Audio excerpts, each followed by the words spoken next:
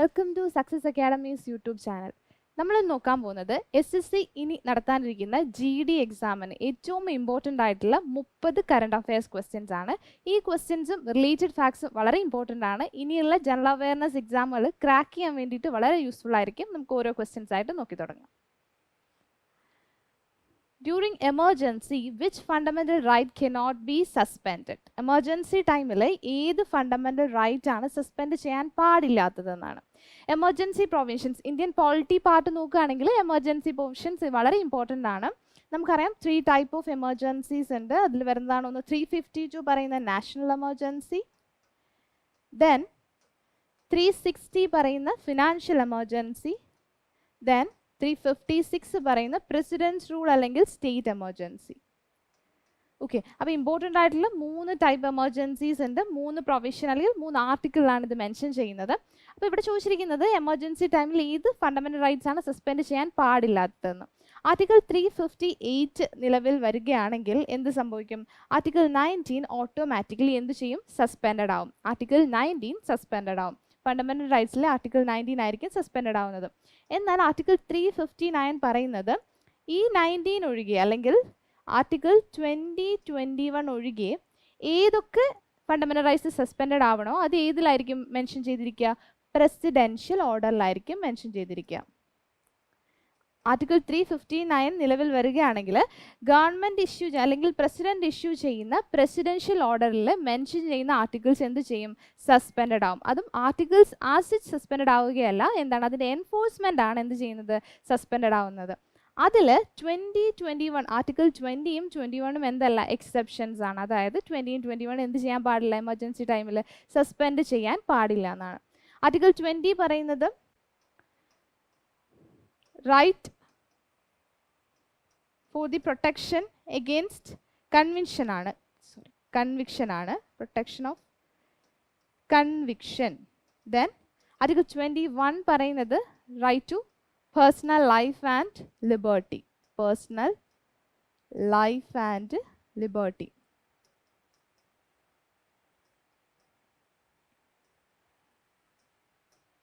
ശ്രദ്ധിക്കേണ്ട കാര്യം article 12 to 35 എന്ന് പറയുന്നത് എന്താണ്? ഫണ്ടമെന്റൽ റൈറ്റ്സ് ആണ്. ഓരോ പെർട്ടിക്കുലർ പ്രൊവിഷൻ അല്ലെങ്കിൽ പാർട്സും എത്ര തൊട്ട് എത്ര വരെയാണ് ആർട്ടിക്കിൾസ് ഉള്ളതെന്ന് ചോദിക്കാറുണ്ട്. ഫണ്ടമെന്റൽ റൈറ്റ്സ് വരുന്നത് ആർട്ടിക്കിൾ 12 to 35 ആണ്. സിറ്റിസൺഷിപ്പ് ആണെങ്കിൽ 5 to 11 ആണ്. DPSP അല്ലെങ്കിൽ directive principles of state policy വരുന്നത് ആർട്ടിക്കിൾ 36 to 51 ആണ്. ഇത് ഇമ്പോർട്ടൻ്റ് ആയിട്ടുള്ളതാണ്, റിപ്പീറ്റഡ് ആയിട്ട് ചോദിക്കാറുണ്ട്. അപ്പോൾ ഇത് ഓർത്ത് വെക്കുക. അപ്പോൾ ഇവിടെ ശരിയായ ഉത്തരം വരുന്നത് ഏതാണ്? എപ്പോഴും എക്സെപ്ഷൻസ് ആയിട്ടുള്ളത് അല്ലെങ്കിൽ സസ്പെൻഡ് ചെയ്യാൻ പാടില്ലാത്ത 2 ആർട്ടിക്കിളാണ് ആർട്ടിക്കിൾ 20 ആൻഡ് 21.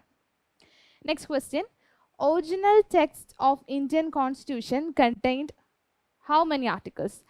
അതായത് ഒറിജിനലി 1949 നമ്മൾ കോൺസ്റ്റിറ്റ്യൂഷൻ അഡോപ്റ്റ് ചെയ്യുമ്പോൾ ഒരു ഡിഫിനറ്റ് നമ്പർ ഓഫ് ആർട്ടിക്കിൾസും പാർട്സും ഷെഡ്യൂൾസും ഇവിടെ ഉണ്ടായിരുന്നു. ആ സമയത്ത് എത്രത്തോളം ആർട്ടിക്കിൾസ് ആയിരുന്നു കോൺസ്റ്റിറ്റ്യൂഷനിൽ ഉണ്ടായിരുന്നതാണ് ചോദ്യം വന്നിരിക്കുന്നത്. അതിനകത്ത് 395 ആർട്ടിക്കിൾസ് ആയിരുന്നു ഉണ്ടായിരുന്നത്. 395 articles in 22 parts, then 8 schedules. Sorry, 8 schedules.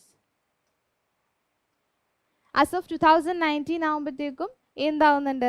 8 schedules എന്നുള്ളത് 12 ഷെഡ്യൂൾസ് ആവുന്നുണ്ട്, 25 പാർട്സ് ആവുന്നുണ്ട്. ഇത് 400+ ആർട്ടിക്കിൾസ് ആവുന്നുണ്ട്, അല്ലെങ്കിൽ ഒരു 470 നിയർ ബൈ ആർട്ടിക്കിൾസ് ആവുന്നുണ്ട്. ഇത് ഇയർ ബൈ ഇയർ എന്ത് ചെയ്യുന്നുണ്ട്? കൂടി വരുന്നുണ്ട്. പുതിയ പുതിയ ആർട്ടിക്കിൾസ് അല്ലെങ്കിൽ പുതിയ പുതിയ ആക്ട് നിലവിൽ വരുന്ന അനുസരിച്ച് ഇത് മാറുന്നുണ്ട്. അപ്പോൾ ഇതിൽ മൊത്തത്തിൽ വന്നിട്ടുള്ളത് 395 ആർട്ടിക്കിൾസും 22 പാർട്സും 8 ഷെഡ്യൂൾസും ആയിരുന്നു ഏത് ഒറിജിനൽ ടെക്സ്റ്റ് ഓഫ് ഇന്ത്യൻ കോൺസ്റ്റിറ്റ്യൂഷനിൽ ഉണ്ടായിരുന്നത്. അപ്പോൾ ഇവിടെ ചോദിച്ചിരിക്കുന്നത് ആർട്ടിക്കിൾസിൻ്റെ എണ്ണമാണ് ഏതാണ്? 395 ആണ് answer. 395. Next, first complete census was conducted in India. ഏത് ഇയറിലാണ് ഫസ്റ്റ് കംപ്ലീറ്റ് സെൻസസ് നടത്തിയെന്നാണ് ചോദ്യം. ഫസ്റ്റ് കംപ്ലീറ്റ് സെൻസസ് അല്ലെങ്കിൽ ഫസ്റ്റ് നോൺ സിങ്ക്രണസ് സെൻസസ് എന്നൊക്കെ ചോദിക്കാം. ഇത് രണ്ടും രണ്ടാണ്. അല്ലെങ്കിൽ ഫസ്റ്റ് കംപ്ലീറ്റ് സെൻസസ്, ഒരു സെൻസസ് സ്റ്റാർട്ട് ചെയ്തത് കംപ്ലീറ്റ്ലി സക്സസ്ഫുള്ളി കംപ്ലീറ്റ് ചെയ്ത സെൻസസ് ഏത് ഇയറിലാണ് വരുന്നത്? 1881 അല്ലെങ്കിൽ 82 എന്ന് പറയാറുണ്ട്. 1881 അല്ലെങ്കിൽ 1882 ഫസ്റ്റ് കംപ്ലീറ്റ് സെൻസസ് ഇന്ത്യയിൽ നടക്കുന്നത്. ഇൻഡിപെൻഡൻസിന് ശേഷമുള്ള ആദ്യത്തെ സെൻസസ് നടക്കുന്നത് 1951 നമ്മുടെ കയ്യിലുള്ള ലേറ്റസ്റ്റ് സെൻസസ് ഡേറ്റ് ഏത് ഇയറിലാണ്? 2011. Okay, first non synchronous census നടന്നത് 1872 അണ്ടർ ലോർഡ് മയോ ആയിരുന്നു. ശ്രദ്ധിക്കുക, ആ ടൈമിലെ വൈസ്രോയ് ആരെന്ന് ചോദിക്കാറുണ്ട്. First non synchronous census in 1872 under the viceroy Lord Mayo, and in first complete census was held under Lord Ripon. ഏതാണ്? Lord Ripon. Lord Ripon ആണ്, Lord Ripon. Okay, അപ്പോൾ first complete census ഇന്ത്യയിൽ നടക്കുന്നത് 1882 under Lord Ripon. First non synchronous census in India 1872 Lord Mayo. Then currently അല്ലെങ്കിൽ latest നമ്മുടെ കയ്യിലുള്ള census date ഏത് ഇയറിലാണ്? 2011 ഇത് 15th സെൻസസ് ആണ്, നമ്മുടെ 15th സെൻസസ് ആണ്. അപ്പോൾ സെൻസസുമായിട്ടുള്ള ഡേറ്റാസ് ഓർത്തിരിക്കുക, ഇമ്പോർട്ടൻ്റ് ആണ്. നമ്മൾ അതിന് വേണ്ടിയിട്ട് സെപ്പറേറ്റ് ഒരു വീഡിയോ ചെയ്തിട്ടുണ്ട്, അത് കാണാത്തവർ തീർച്ചയായിട്ടും അത് പോയി കാണുക. കാരണം തീർച്ചയായിട്ടും എല്ലാ SSC എക്സാമിനും സെൻസസുമായി ബന്ധപ്പെട്ട് മിനിമം 2 ക്വസ്റ്റ്യൻ എങ്കിലും ഉണ്ടാവുന്നതാണ്. അപ്പോൾ അത് നോക്കി വയ്ക്കാം. Next, which major latitude passes through India? ഇന്ത്യയിലൂടെ പാസ് ചെയ്യുന്ന മേജർ ലാറ്റിറ്റ്യൂഡ് ഏതാണെന്നാണ്. ലാറ്റിറ്റ്യൂഡ് എന്ന് പറയുന്നത് സീരീസ് ഓഫ് സർക്കിൾസ് ആണ്, എൻസർക്ലിംഗ് ദി എർത്ത്. ഇതിനകത്ത് നമുക്ക് ഇമ്പോർട്ടൻ്റ് ആയിട്ട് നമ്മൾ പഠിക്കാറുള്ളത് tropic of cancer, tropic of cancer, tropic of Capricorn, 23.5 degree north, 23.5 degree south. Okay, 23.5 degree north, 23.5 degree south ആണ്. ഇതിൽ ഇന്ത്യയിലൂടെ പാസ് ചെയ്യുന്ന ഇമ്പോർട്ടൻ്റ് ആയിട്ടുള്ള ലാറ്റിറ്റ്യൂഡ് ആണ് ഇത്? Tropic of cancer. നോർത്തേൺ ഹെമിസ്ഫിയറിലുള്ള 23.5 ഡിഗ്രി ട്രോപ്പിക് ഓഫ് ക്യാൻസർ എവിടെ കൂടെയാണ് പാസ് ചെയ്യുന്നത്? ഇന്ത്യയിലൂടെ പാസ് ചെയ്യുന്നുണ്ട്. അത് ചോദിക്കാറുണ്ട്, ഇന്ത്യയിലൂടെ ഏതൊക്കെ സ്റ്റേറ്റിലൂടെയാണ് ഇത് കൃത്യമായിട്ട് പാസ് ചെയ്യുന്നത് ചോദിക്കാറുണ്ട്. അപ്പോൾ ഇമ്പോർട്ടൻ്റ് ആയിട്ടുള്ള ലാറ്റിറ്റ്യൂഡ്സ് ഏതൊക്കെയാണ്? 0 degree equator, tropic of cancer 23.5 degree north, tropic of Capricorn 23.5 degree south, then Arctic circle and Antarctic circle. അതിൽ ഇന്ത്യയിലൂടെ പാസ് ചെയ്യുന്നത് ട്രോപ്പിക് ഓഫ് ക്യാൻസർ ആണ്. Then Tapan Kumar Patnaik is related to which dance form? SSC എക്സാമുകൾക്ക് വളരെ important ആണ് dance form, കൃത്യമായിട്ട് നോക്കി വയ്ക്കുക. അതായത് important ആയിട്ടുള്ള ക്ലാസിക്കൽ ഡാൻസും അതുമായിട്ട് റിലേറ്റ് ചെയ്ത പേഴ്സണാലിറ്റീസും റിപ്പീറ്റഡ് ആയിട്ട് ചോദിക്കാറുണ്ട്. ഇതിൽ ചോദിച്ചിരിക്കുന്ന പേഴ്സണാലിറ്റി ഏത് ഡാൻസ് ഫോമുമായി റിലേറ്റ് ചെയ്തിരിക്കുന്നു എന്നാണ് ചോദ്യം. Tapan Kumar is related to the dance form Chhau dance. Chhau dance എന്ന് പറയുന്നത് വെസ്റ്റ് ബംഗാളിലുള്ള ഒരു ഡാൻസ് ഫോം ആണ്. ഇതിലൊരു ഫേമസ് ആയിട്ടുള്ള പ്രൊപ്പോണൻ്റ് ആണ് ആര്? തപൻ കുമാർ പട്ടനായിക്. ഓക്കെ, അപ്പോൾ നമ്മൾ ഇത്രയും നേരം നോക്കിയത് എമർജൻസി ടൈമിൽ സസ്പെൻഡ് ചെയ്യാൻ പാടില്ലാത്ത അല്ലെങ്കിൽ സസ്പെൻഡ് ചെയ്യപ്പെടാത്ത ആർട്ടിക്കിൾസ് ഏതാണ്? Article 20 and 21. Then original text of Indian constitution എത്ര ആർട്ടിക്കിൾസ് ഉണ്ടായിരുന്നു? 395 articles, 22 parts and 8 schedules. First complete census ഇന്ത്യയിൽ നടക്കുന്നത് 1882 under Lord Ripon. Then which major latitude passes through India? ഏതാണ്? ട്രോപ്പിക് ഓഫ് ക്യാൻസർ അല്ലെങ്കിൽ 23.5 degree north. Then Tapan Kumar Pattanaik is related to which dance form? Chhau dance form. Next, Jagoi is a major style in which of the following dance? നമ്മൾ different dance ഫോമിൽ different styles ഉണ്ടാവും അല്ലെങ്കിൽ different schools ഉണ്ടാവും. അതിൽ ജഗോയി ഏത് major സ്റ്റൈലാണ്? ഏത് ഡാൻസ് ഫോമിൻ്റെ മേജർ സ്റ്റൈൽ എന്നാണ് ചോദ്യം. ഏതാണ്? മണിപ്പൂരി ഡാൻസ് ഫോമിൻ്റെ ഒരു സ്റ്റൈലാണ് ഏത്? ജഗോയി എന്ന് പറയുന്നത്. Okay, next, in which Indian state arabica coffee has grown? Famous variety of കോഫിയാണ് അറബിക്ക എന്ന് പറയുന്നത്. ഇന്ത്യൻ സ്റ്റേറ്റിലെ ഏത് സ്റ്റേറ്റിലാണ് അറബിക്ക കോഫി ഗ്രോ ചെയ്തത്? കർണാടക. ഏതാണ്? Karnataka. Karnataka. Okay, then first flag bearer for India in the Olympics. First flag bearer for India in Olympics. അതായത് 1920 Belgium ഒളിമ്പിക്സിൽ 1920 Belgium ഒളിമ്പിക്സിലാണ് ഇന്ത്യയുടെ first flag bearer ആവുന്നത് പർമ ബാനർജിയാണ്. ഇന്ത്യൻ സ്പ്രിൻ്റർ ആയിട്ടുള്ള ഒരു ഇന്ത്യൻ അത്ലീറ്റ് ആണ് അല്ലെങ്കിൽ ഇന്ത്യൻ സ്പ്രിൻ്റർ ആണ്. അദ്ദേഹമാണ് എന്ത് ചെയ്യുന്നത്? 1920 ബെൽജിയം ഒളിമ്പിക്സിൽ എന്ത് ചെയ്തത്? First flag bearer for India ആവുന്നത്. Next, which state has highest female literacy as per 2011 census? ഞാൻ നേരത്തെ പറഞ്ഞു സെൻസസുമായിട്ടുള്ള ഇമ്പോർട്ടൻറ്റ് ഫാക്ട്സുകൾ ഓർത്തിരിക്കുക, അതും ലേറ്റസ്റ്റ് സെൻസസുമായിട്ടുള്ള ഇമ്പോർട്ടൻറ്റ് ഫാക്ട്സ് ഓർത്തിരിക്കുക. നമ്മുടെ കയ്യിൽ ഇപ്പോൾ ഉള്ളത് 2011 സെൻസസ് ആയതുകൊണ്ട് അതുമായിട്ട് ബന്ധപ്പെട്ട് വരുന്ന ഹയസ്റ്റ് ലിറ്ററസി ഉള്ളത്, ലോവസ്റ്റ് ലിറ്ററസി ഉള്ള സ്റ്റേറ്റ്, ഇതൊക്കെ നോക്കി വയ്ക്കാം. ഇവിടെ ചോദിച്ചിരിക്കുന്നത് ഹയസ്റ്റ് ഫീമെയിൽ ലിറ്ററസിയാണ്. ഹയസ്റ്റ് ഫീമെയിൽ ലിറ്ററസി വരുന്നത് ഏത് സ്റ്റേറ്റിൽ നിന്നാണ്? ഏതാണ്? കേരളയാണ്. ഓവറോൾ ലിറ്ററസിയുടെ കേസിലും ഹയസ്റ്റ് വരുന്നത് കേരളയാണ്. അതുപോലെ lowest infant mortality rate, maternity mortality rate ഇതൊക്കെ വരുന്നത് കേരളയാണ്. Then first Indian to be recruited in Indian civil service in British India. Okay, British ഇന്ത്യയിലെ ഫസ്റ്റ് ഇന്ത്യൻ, അതായത് ഇന്ത്യൻ സിവിൽ സർവൻ്റ് ആവുന്ന ഫസ്റ്റ് ഇന്ത്യൻ ആരെന്നാണ് ചോദ്യം. ആരാണ്? Surendranath Banerjee. Okay, Surendranath Banerjee 1863 Indian civil service അല്ലെങ്കിൽ ബ്രിട്ടീഷ് ഇന്ത്യയിലെ ഇന്ത്യൻ സിവിൽ സർവീസിലേക്ക് ഫസ്റ്റ് ഇന്ത്യൻ അക്കോമഡേറ്റ് ആവുന്നത്. അതാരായിരുന്നു? സുരേന്ദ്രനാഥ് ബാനർജി. അപ്പോൾ ജഗോയി എന്ന് പറയുന്ന ഒരു major style of which dance form? Manipuri dance form. Indian സ്റ്റേറ്റിൽ ഏത് ഇന്ത്യൻ സ്റ്റേറ്റിലാണ് അറബിക്ക കോഫി വളർത്തിയത്? കർണാടക. ദെൻ ഇന്ത്യക്ക് വേണ്ടിയിട്ടുള്ള first flag bearer for Olympics ആരായിരുന്നു? പെർമ ബാനർജിയാണ്. Which state has highest female literacy? Kerala. Then first Indian to be recruited in Indian civil service in British India, Surendranath Banerjee. Next, Tamil Nadu coast gets a large portion of its rain during the months of Tamil Nadu coast. Usually ഇന്ത്യയുടെ ഒരു climate type എന്ന് പറയുന്നത് എന്താണ്? നമുക്കറിയാം, monsoon ടൈപ്പാണ്.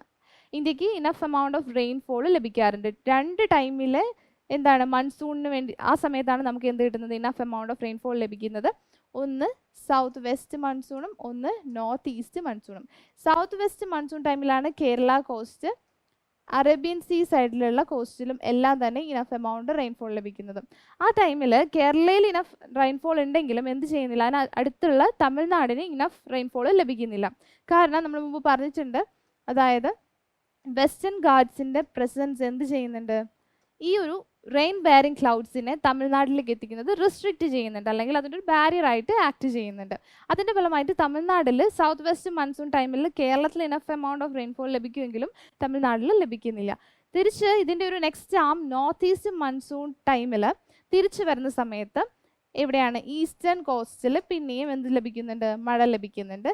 ആ ഒരു ടൈമിലാണ് ആർക്ക്? തമിഴ്നാടിന് വേണ്ട റെയിൻഫോൾ ലഭിക്കുന്നത്. അത് നടക്കുന്ന മാസം ഒക്ടോബർ നവംബർ ആണ്. നോർത്ത് ഈസ്റ്റ് മൺസൂൺ ടൈമിലാണ്. ഈ ഒരു ടൈമിലാണ് തമിഴ്നാട് കോസ്റ്റിൽ ഇനഫ് റെയിൻഫോൾ ലഭിക്കുന്നത്. Next, which Gupta ruler hailed as Indian Napoleon? Indian Napoleon എന്നറിയപ്പെടുന്ന ഗുപ്ത റൂളർ ആരാണെന്നാണ് ചോദ്യം. ഗുപ്ത ഡൈനാസ്റ്റി ഏഷ്യൻ ഹിസ്റ്ററിയിൽ ഒരു ഇമ്പോർട്ടൻറ്റ് ഡൈനാസ്റ്റി അല്ലെങ്കിൽ ഒരു പീരീഡ് ആണ് ഗുപ്ത പീരീഡ് എന്നുള്ളത്. ഗുപ്ത പീരീഡ് അല്ലെങ്കിൽ ഗുപ്ത ഡൈനാസ്റ്റി ഫൗണ്ട് ചെയ്തത് ശ്രീ ഗുപ്തയാണ്. മുമ്പ് പ്രീവിയസ് ഇയർ ക്വസ്റ്റ്യൻ ആണത്. ശ്രീ ഗുപ്തയാണ് ഇത് ഫൗണ്ട് ചെയ്തത്. ദെൻ ഇവിടെ ചോദിച്ചിരിക്കുന്ന ഇന്ത്യൻ നെപ്പോളിയൻ എന്നറിയപ്പെടുന്നത് ആരെയാണ്? സമുദ്രഗുപ്തയാണ്. ആരാണ്? സമുദ്രഗുപ്തയാണ്. ഏത് ഗുപ്ത റൂളറാണ് ഇന്ത്യൻ നെപ്പോളിയൻ എന്നറിയപ്പെടുന്നത്? സമുദ്രഗുപ്തയാണ്. ചന്ദ്രഗുപ്തന്റെ മകനായിട്ടുള്ള സമുദ്രഗുപ്തയാണ്. ഈ ഒരു ഡിനാസ്റ്റി അല്ലെങ്കിൽ ഒരു പീരീഡിന്റെ ഫൗണ്ടർ ആരാണ്? ശ്രീഗുപ്തയാണ്. Then who won the Sangeet Nadaka Academy Award in Bharatanatyam in 2023? 2023 Sangeet Natak academy award ഭരതനാട്യത്തിൽ ആർക്കാണ് ലഭിച്ചത്? Lalitha Srinivasan. Lalitha Srinivasan. Okay, Lalitha Srinivasan. She's from Karnataka. Okay, different awards and honours ഓരോ ഇയറിലും കൊടുക്കുന്ന അവാർഡ്സ് ആൻഡ് ഹോണേഴ്സ് എക്സാമിന് ചോദിക്കാറുണ്ട്. അതിൽ ഡാൻസ് ഫോമുമായി ബന്ധപ്പെട്ട് ഇമ്പോർട്ടൻ്റ് ആയിട്ടുള്ള ഒരെണ്ണമാണ്, അല്ലെങ്കിൽ ഇങ്ങനെയുള്ള ഫീൽഡുമായിട്ട് ബന്ധപ്പെട്ട് ഇമ്പോർട്ടൻ്റ് ആയിട്ടുള്ളൊരു അവാർഡാണ് Sangeeth Natak academy award. Padma awards മറ്റുള്ള അവാർഡ്സുകളൊക്കെ നോക്കുന്ന പോലെ തന്നെ ഈ അവാർഡും ഇമ്പോർട്ടൻ്റ് ആണ്. അപ്പോൾ ഭരതനാട്യത്തിൽ 2023 സംഗീത് നാടക അക്കാദമി അവാർഡ് ലഭിച്ചത് ലളിത ശ്രീനിവാസനാണ്.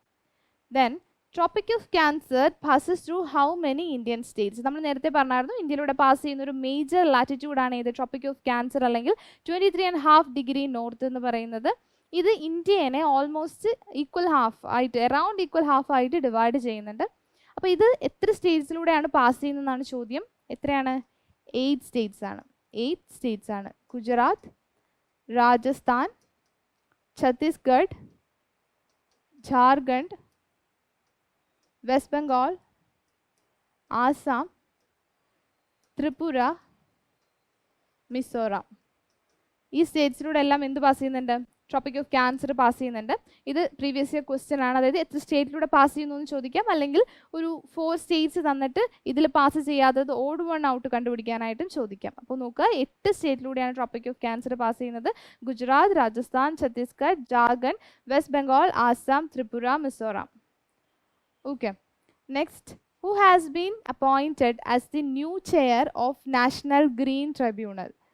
നാഷണൽ ഗ്രീൻ ട്രിബ്യൂണലിൻ്റെ പുതിയ ചെയർമാൻ ആരെന്നാണ് ചോദ്യം. റീസെൻ്റ് ആയിട്ട് നടക്കുന്ന അപ്പോയിൻമെൻറ്റ്സ്, ഇപ്പോൾ എക്സാം നടക്കുന്നതിന് ഒരു 6 മാസം വരെയുള്ള ആ ഒരു ടൈമിലുള്ള റീസെൻ്റ് അപ്പോയിൻമെൻറ്റ്സ് കൂടി നോക്കിപ്പോയാൽ ഇമ്പോർട്ടൻ്റ് ആണ്. കാരണം ഓരോ പൊസിഷനിലേക്കും വരുന്ന പുതിയ അപ്പോയിൻമെൻറ്റ്സുകൾ ചോദിക്കാറുണ്ട്. അപ്പോൾ നാഷണൽ ഗ്രീൻ ട്രിബ്യൂണലിൻ്റെ പുതിയ ചെയർമാനായിട്ട് അപ്പോയിൻറ്റ് ചെയ്തത് ആരെന്നാണ് ചോദ്യം വരുന്നത്. ആരാണ്? ജസ്റ്റിസ്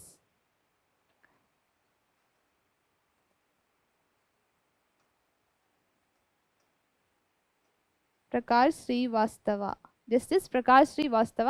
നാഷണൽ ഗ്രീൻ ട്രിബ്യൂണൽ എന്ന് പറയുന്നത് 2010 എസ്റ്റാബ്ലിഷ് ചെയ്തൊരു ബോഡിയാണ്.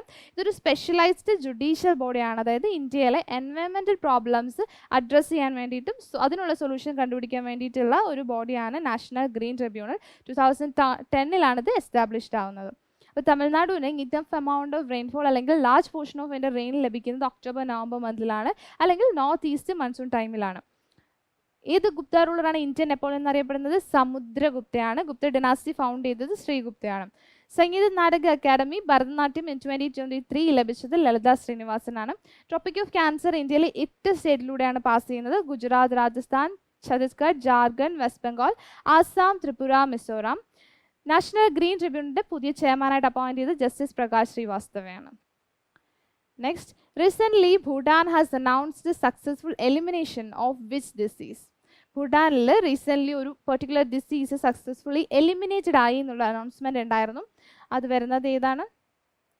റുബല്ലയാണ്. ഒരു വൈറൽ ഡിസീസ് ആയിട്ടുള്ള റുബല്ല ഡിസീസാണ് ഭൂട്ടാനിൽ എന്ത് ചെയ്തത്? 100% സക്സസ്ഫുള്ളി എലിമിനേറ്റ് ചെയ്തതായിട്ട് അനൗൺസ് ചെയ്തിരിക്കുന്നത്. Then Bharat petroleum corporation limited BPCLയുടെ ന്യൂ അംബാസിഡറായിട്ട് അപ്പോയിൻറ്റ് ചെയ്തത്. ഡിഫറെൻറ്റ് ഓർഗനൈസേഷൻ്റെ പുതിയ അംബാസിഡർമാരെ ചോദിക്കാറുണ്ട്. രാഹുൽ ദ്രാവിഡാണ്. Then Srettha Srivastava became 30th prime minister of which country? അതുപോലെ തന്നെ എക്സാം നടക്കുന്നതിന് മുമ്പുള്ള ഒരു 6 മന്ത്സിൽ റീസെൻ്റ് ആയിട്ട് ഏതെങ്കിലും ഒരു കൺട്രിയുടെ ഹെഡ് എന്തെങ്കിലും പ്രസിഡന്റ് ആവാം, അല്ലെങ്കിൽ പ്രൈം മിനിസ്റ്റർ ആവാം. പുതിയ പ്രൈം മിനിസ്റ്റർ അല്ലെങ്കിൽ പ്രസിഡന്റ് അപ്പോയിൻറ്റഡ് ആവുകയാണെങ്കിൽ അത് കൃത്യമായിട്ടൊന്ന് നോക്കി വയ്ക്കാം. കാരണം അതും ഇപ്പോൾ എക്സാമിൽ അല്ലെങ്കിൽ ക്വസ്റ്റ്യൻസ് ആയിട്ട് കണ്ടുവരുന്നുണ്ട്. ഇവിടെ ചോദിച്ചിരിക്കുന്നത് ശ്രേത ശ്രീവാസ്തവ ഏത് കൺട്രിയുടെ 30th പ്രൈം മിനിസ്റ്റർ ആണെന്നാണ്. ആൻസർ വരുന്നത് തായ്ലൻഡ് ആണ്. ഏതാണ്? Thailand. Okay. Then world's largest private communication satellite recently launch ചെയ്ത world's largest private communication satellite ഏതാണ്? ജുപ്പിറ്റർ 3. ജുപ്പിറ്റർ 3 ഏത് സ്പേസ് കമ്പനിയാണിത് ലോഞ്ച് ചെയ്തത്? സ്പേസ് എക്സ് ആണ് ഈ world's largest private communication satellite launch ചെയ്തത്. ജുപ്പിറ്റർ 3 അല്ലെങ്കിൽ ഇതിന് പറയുന്നതാണ് എക്കോസ്റ്റാർ 24. രണ്ട് പേരും ജുപ്പിറ്റർ 3 അല്ലെങ്കിൽ EchoStar 24 launched by space X is the world's largest private communication satellite. Then Gummadi Vittal Rao who has passed away recently was famous in which field? Recent ആയിട്ട് മരിക്കുന്ന famous personalities ഉണ്ട്, ഇല്ലെങ്കിൽ ആ ഒരു പേഴ്സണാലിറ്റീസ് ഏത് ഫീൽഡുമായിട്ട് റിലേറ്റ് ചെയ്താണെന്ന് നോക്കി വയ്ക്കുക. റീസെൻ്റ്ലി അങ്ങനെ സംഭവിക്കുന്നവരുടെ എക്സാമിന് ചോദിക്കാറുണ്ട്. തെലങ്കാനയിൽ നിന്നുള്ള ഒരു ഫേമസ് ആയിട്ടുള്ള ഒരു മ്യൂസീഷ്യൻ ആയിരുന്നു ആര്? Gummadi Vittal Rao. He is famous in the field of folk music. ഒരു ഫോക്ക് മ്യൂസീഷ്യൻ ആണ്. മാത്രമല്ല ഇദ്ദേഹത്തിന് അറിയപ്പെടുന്ന മറ്റൊരു പേരാണ് ഏത്? ഗദ്ദർ എന്നറിയപ്പെടുന്ന ഒരു ഫോക്ക് മ്യൂസീഷ്യൻ ആണ് ആര്? Gummadi Vittal Rao. Recently passed away. Okay. അപ്പോൾ നമ്മൾ പറഞ്ഞത് ഭൂട്ടാനിൽ റീസെൻ്റ് ആയിട്ട് സക്സസ്ഫുള്ളി എലിമിനേറ്റ് ചെയ്ത ഒരു വൈറൽ ഡിസീസാണ് റുബല്ല. BPCL അല്ലെങ്കിൽ ഭാരത് പെട്രോളിയം കോർപ്പറേഷൻ ലിമിറ്റഡിൻ്റെ ന്യൂ അംബാസിഡറായിട്ട് അപ്പോയിൻറ്റ് ചെയ്തത് രാഹുൽ ദ്രാവിഡിനെയാണ്. ദെൻ തായ്ലൻഡിൻ്റെ 30th പ്രൈം മിനിസ്റ്റർ ആണ് ആര്? Srettha Srivastava. Then world's largest private communication satellite ആണ് ജുപ്പിറ്റർ 3 അല്ലെങ്കിൽ എക്കോസ്റ്റാർ 24. അത് ലോഞ്ച് ചെയ്തത് സ്പേസ് എക്സ് ആണ്.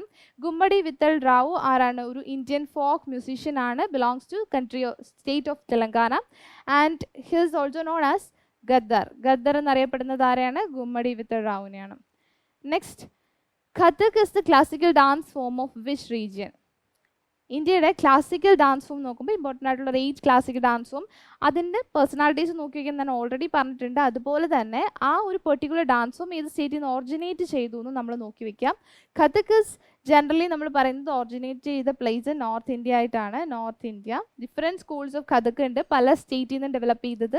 അതുകൊണ്ട് തന്നെ ഇൻ ജനറൽ നമ്മൾ നോർത്ത് ഇന്ത്യ എന്ന് പറയും കഥക് ഓറിജിനേറ്റ് ചെയ്തത്.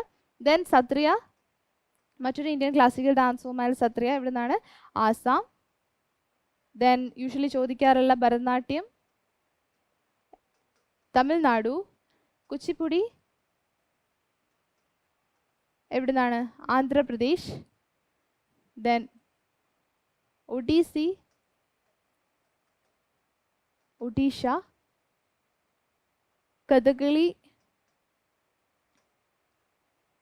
Kathakali and Mohiniyattam from Kerala. ഇങ്ങനെയുള്ള ക്ലാസിക്കൽ ഡാൻസും അതിൻ്റെ ഒറിജിനേറ്റ് ചെയ്ത സ്ഥലവും ഓർത്തു വയ്ക്കാം. Next, which state is providing free IVF treatment in government hospitals for the first time? Free IVF treatment അല്ലെങ്കിൽ ഇൻഫെർട്ടിലിറ്റി ട്രീറ്റ്മെൻറ്റിൽ IVF ട്രീറ്റ്മെൻറ്റ് കൊടുക്കുന്ന ആദ്യത്തെ, ഫ്രീ ആയിട്ട് കൊടുക്കുന്ന ആദ്യത്തെ സ്റ്റേറ്റ് ഏതാണെന്നാണ് ചോദ്യം. കറണ്ട് അഫയേഴ്സിലുള്ളതാണ്, ഗോവയാണ്. എന്താണ് IVF? യൂഷ്വലി അല്ലെങ്കിൽ മുമ്പുള്ള എക്സാമിന് ചോദിച്ചിട്ടുണ്ട്, ഇങ്ങനെയുള്ള അബ്രിവിയേറ്റഡ് ഫോമിൻ്റെ എക്സ്പാൻഷൻ ചോദിച്ചിട്ടുണ്ട്. IVF എന്ന് പറയുന്നത് in vitro fertilisation.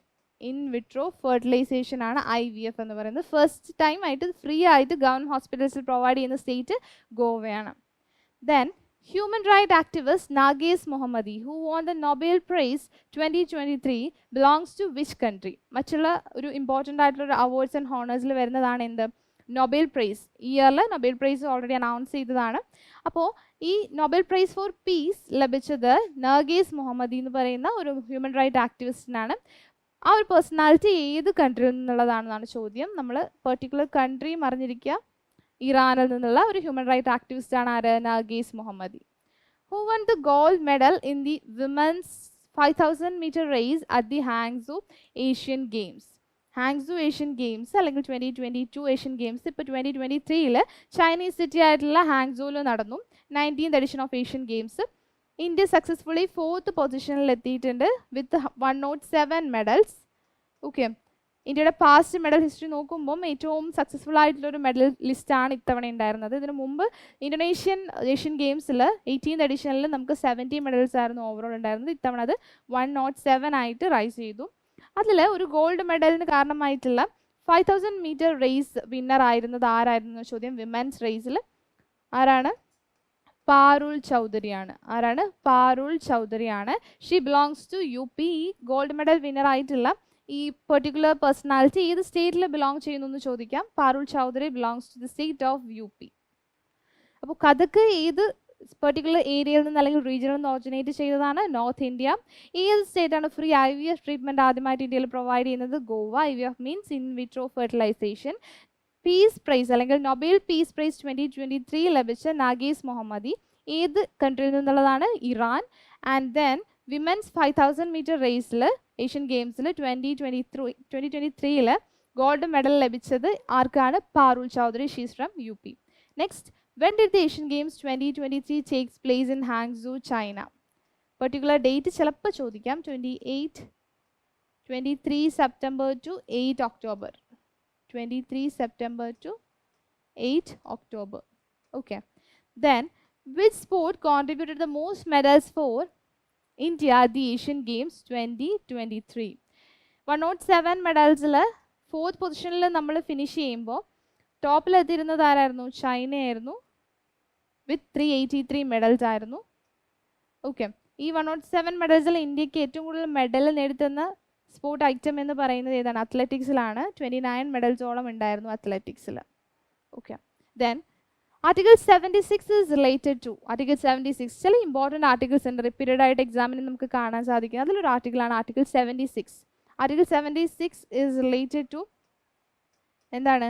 Attorney general of India. അതായത് ഇന്ത്യയുടെ ലീഗൽ അഡ്വൈസർ അല്ലെങ്കിൽ ഗവൺമെൻറ്റിൻ്റെ ലീഗൽ അഡ്വൈസർ ആയിട്ടുള്ള അല്ലെങ്കിൽ ഹയസ്റ്റ് പോസ്റ്റിൽ വരുന്നതാണ് അറ്റോർണി ജനറൽ. ആ ഒരു പൊസിഷൻ മെൻഷൻ ചെയ്തിരിക്കുന്ന ആർട്ടിക്കിളാണ് article 76 of the Indian constitution. മറ്റ് ഇമ്പോർട്ടൻ്റ് ആയിട്ടുള്ള ആർട്ടിക്കിൾസിൽ ഒന്നാണ് article 148 controller and auditor general of India, CAGI ചോദിക്കാറുണ്ട്. ദെൻ ചില കോൺസ്റ്റിറ്റ്യൂഷണൽ ബോഡീസ് ചോദിക്കാറുണ്ട്. Article 324 is the election commission of India. Okay, അങ്ങനെയുള്ള റിപ്പീറ്റഡ് ആയി ചോദിക്കുന്ന ഇമ്പോർട്ടൻ്റ് ആർട്ടിക്കിൾസ് പ്രത്യേകം എഴുതി വെച്ച് പഠിക്കണം. അപ്പോൾ article 76 deals with attorney general of India. Then Indian military conducted joint military exercise with Kazakhstan in this year. അതായത് ഇയറിൽ കസക്കിസ്ഥാനുമായിട്ട് ഇന്ത്യ നടത്തിയ മിലിറ്ററി എക്സസൈസിൻ്റെ പേര് കസക്കിസ്ഥാൻ ആൻഡ് ഇന്ത്യ ഓർത്ത് വയ്ക്കാൻ എളുപ്പമാണ് കസിന്ത് 2023. ഇതാണ് ഇന്ത്യ ആൻഡ് കസക്കിസ്ഥാൻ ജോയിൻലി നടത്തിയ മിലിറ്ററി എക്സസൈസിൻ്റെ പേര്. Who won the Nobel Prize for Literature in 2023? Different ഫീൽഡ്സിലാണ് നമുക്ക് നൊബേൽ പ്രൈസ് ലഭിക്കുന്നതെന്ന് നമുക്കറിയാം. അതിൽ നൊബേൽ പീസ് പ്രൈസ് നമ്മൾ ഓൾറെഡി പറഞ്ഞു, നഗേസ് മുഹമ്മദിയാണ്, ഇറാനിയൻ ഹ്യൂമൻ റൈറ്റ് ആക്ടിവിസ്റ്റ് ആയിരുന്നു. ഇപ്പോൾ ചോദിച്ചിരിക്കുന്നത് ലിറ്ററേച്ചറിൽ നൊബേൽ പ്രൈസ് ലഭിച്ചത് ഒരു നോർവീജിയൻ റൈറ്റർ ആയിട്ടുള്ള യോൺ ഫോസേക്കാണ്. യോൺ ഫോസെ. ഓക്കെ, അതായത് ഹാങ്സു ചൈനയിൽ നടന്ന ഏഷ്യൻ ഗെയിംസ് ഏത് ഡേറ്റിലാണ് നടന്നതെന്ന് ചോദിച്ചിട്ടുണ്ട്. 23 സെപ്റ്റംബർ ടു 8 ഒക്ടോബർ 2023. ഏത് സ്പോർട്ടാണ് ഇന്ത്യയിൽ 107 മെഡൽസിൽ ഏറ്റവും കൂടുതൽ മെഡൽ നേടിത്തന്നത്? അത്ലറ്റിക്സ് ആണ്. Article 76 deals with attorney general of India. India and Kazakhstan jointly നടത്തിയ മിലിറ്ററി എക്സസൈസ് ആണ് കസിൻ 2023. Nobel prize for literature 2023 won ചെയ്തത് നോർവീജിയൻ റൈറ്റർ ആയിട്ടുള്ള യോൺ ഫോസെയാണ്. അപ്പോൾ ഇത്രയുമാണ് ഈ ആദ്യത്തെ 30 ക്വസ്റ്റ്യൻസ്. ഇതുമായിട്ട് റിലേറ്റഡ് ഫാക്ട്സും നിങ്ങൾ നോക്കി വയ്ക്കുക. ഇതുപോലുള്ള കൂടുതൽ വീഡിയോസിനായി ഈ ചാനൽ സബ്സ്ക്രൈബ് ചെയ്യുക. Thank you.